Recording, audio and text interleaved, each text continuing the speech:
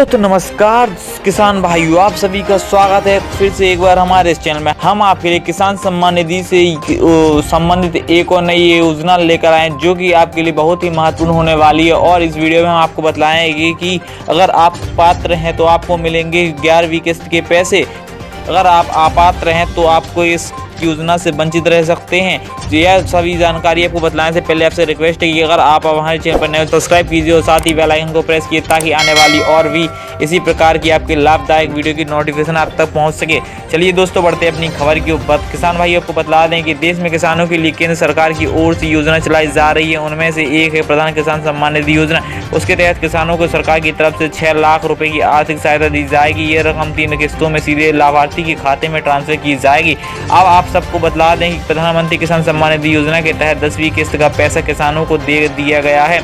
जिसके बाद किसान भाइयों को बता दें कि जो 11वीं किस्त के पैसे का इंतजार कर रहे हैं जो किसान, ऐसे में आशंका जताई जा रही है कि अप्रैल माह में 11वीं किस्त की तारीखों आ सकती हैं। अब आप सभी को इस योजना का लाभ उठा रहे हैं तो आप कुछ बातों की विशेष ध्यान रखिए ना होगा, वरना योजना का लाभ प्राप्त करने के लिए आपको परेशानी भी हो सकती है। साथ ही आपको लाभ का पैसा भी वापस लिया जा सकता है। हाँ किसान साथियों को बता दें कि सरकार की स्कीम के तहत कुछ बदलाव किए गए हैं। दरअसल पहले सीएम किसान पोर्टल पर कोई भी आपकी किस्त का स्टेटस चेक कर सकता था लेकिन सुरक्षा के मद्देनजर रखते हुए इसमें कुछ बड़े ही बदलाव किए गए हैं। इसके तहत आपको पोर्टल पर स्टेटस देखने के लिए अपना मोबाइल नंबर एंटर करना होगा। इसके बाद आप अपनी जानकारी हासिल कर पाएंगे। और आपको बता दें कि इसके साथ ही योजना का लाभ उठाने के लिए किसानों को KYC कराना अनिवार्य कर दिया गया है। अगर आप अभी तक KYC नहीं कराए हैं तो आपको तुरंत इन काम को निपटा लें।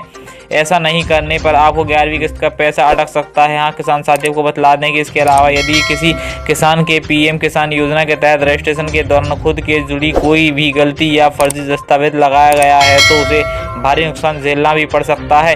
केवल इतना ही नहीं, उस किसान की योजना के तहत दिया गया पैसा वापस भी दिया जा सकता है। अगर आप ऐसे योजना का लाभ उठाने योग्य नहीं है तो आप गलत जानकारी देकर योजना के तहत रजिस्ट्रेशन ना करवाएं, नहीं तो आपको भारी भरकम नुकसान का भी हर्जाना भरना पड़ सकता है। और दोस्तों, आप हमें कमेंट करके बताइए कि आपके पास 11वीं किस्त आई है या नहीं, और हमें कमेंट के माध्यम से वैसे बतलाएं।